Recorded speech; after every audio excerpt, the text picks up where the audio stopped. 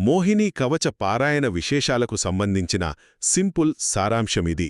కేవలం ఒక్కసారి ఈ కవచాన్ని చదవడం వల్ల మన రోజువారీ కష్టాల నుంచి కంటికి కనిపించని భయాల వరకు అన్నీ ఎలా దూరమవుతాయో, అలాగే సంపదను ఎలా ఆకర్షించొచ్చో ఈ మూలాలు మనకు చాలా స్పష్టంగా చెప్తున్నాయి.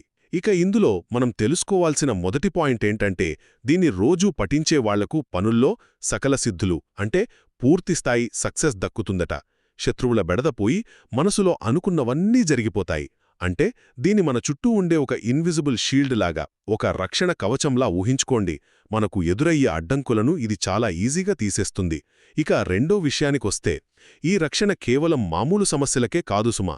ఇది భూత ప్రేత బాధలతో పాటు శల్యబాధలు అంటే ఈ చేతబడిలాంటి దుష్టప్రయోగాల వల్ల వచ్చే కష్టాల నుంచి, చివరికి క్రూర జంతువుల దాడుల నుంచి కూడా అద్భుతమైన రక్షణ కల్పిస్తుంది.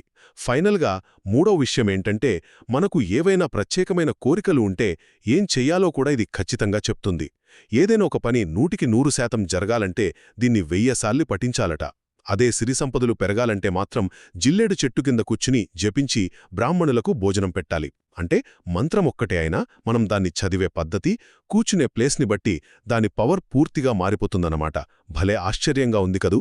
మొత్తం మీద మోహినీ కవచం అనేది కేవలం ఒక ప్రార్థన మాత్రమే కాదు. ఇది మనకు భౌతిక రక్షణను, మానసిక ధైర్యాన్ని, అలాగే అంతులేని సిరి సంపదలను ఇచ్చే ఒక పవర్ఫుల్ సాధన.